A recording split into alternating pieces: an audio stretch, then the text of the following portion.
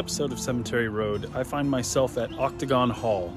I'm here for an investigation with the haunted side, and on this property is the family plot of the Caldwell family who built Octagon Hall.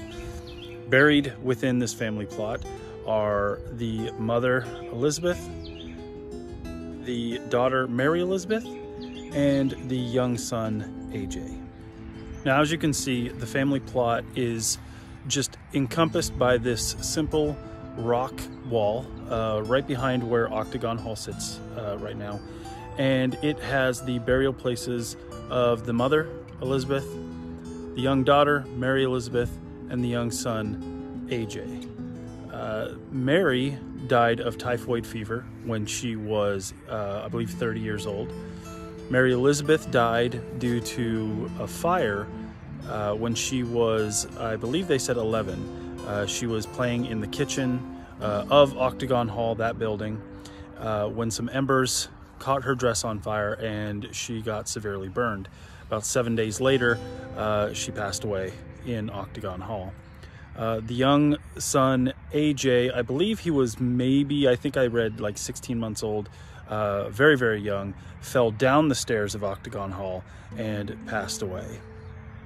A lot of tragedy for this family right here, and they are all buried here on the grounds to this day.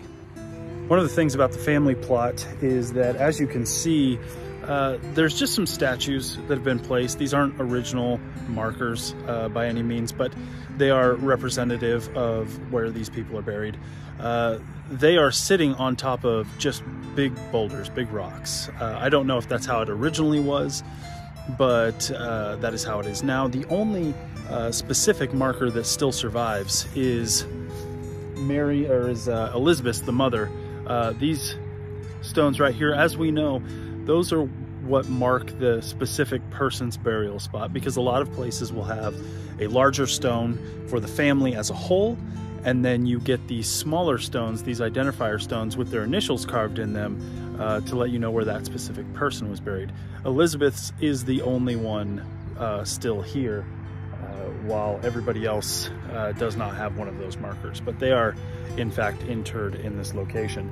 The father of the family is no longer here. He was buried in the family plot, but later in life he got married, remarried, and when that wife passed away, in her will it was stipulated that she wanted her husband's remains brought to where she was buried. So he was disinterred from this family plot and taken to where she was buried in her final days, leaving his first family alone here at Octagon Hall.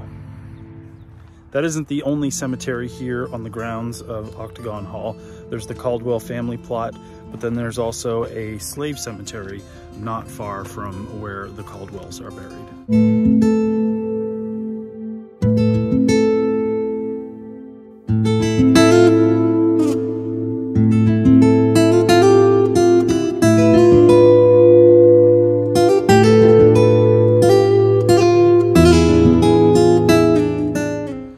So the cemetery here at this part of the property is very, very simple. It's a very well taken care of plot that is the final resting place to, they believe, 17 souls, those souls being slaves of this property, as well as 2 Confederate soldiers buried right there with their identities are unknown. And unfortunately, so are the others buried here. As you can see, there's no headstones for these people. There are just simple rocks, kind of marking their final resting place, which is wholly depressing to come over here and see this. I'm glad the location is very well kept. It's very pretty. It's literally surrounded by a grove of bald cypress trees, which don't even grow in this area of the country. But they thrive and survive here, which is nice to see.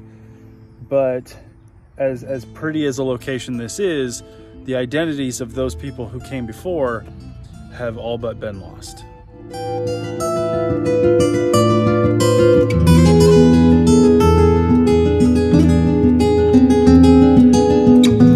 So as you all know, sometimes doing this show is quite depressing. You know, it's me wandering around cemeteries, you know, dealing with death every single time. And a lot of the cemeteries we go to are very old, which means life expectancy of a lot of those people was very short, which means a lot of children's graves, which means a lot of pain and sorrow for families and you know, anybody involved in that time period in those areas. And this one is no exception. When we're talking about the death of small children, the passing of someone young, 30 is not old in today's standards, and then the loss of life of 17 people that were owned by other people.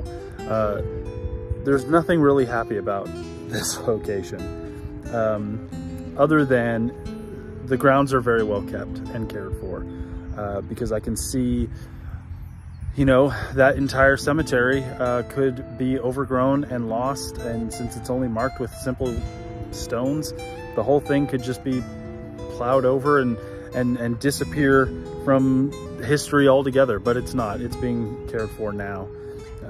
You just wish the people were cared for before as well. But that's it. That's it for this stop. If you want to see more of this location, you can always check out the haunted side. But anyway, I've got to get back to work. I'll see you on the next one. Remember, as always, be safe, be respectful. I'll see you on the next one.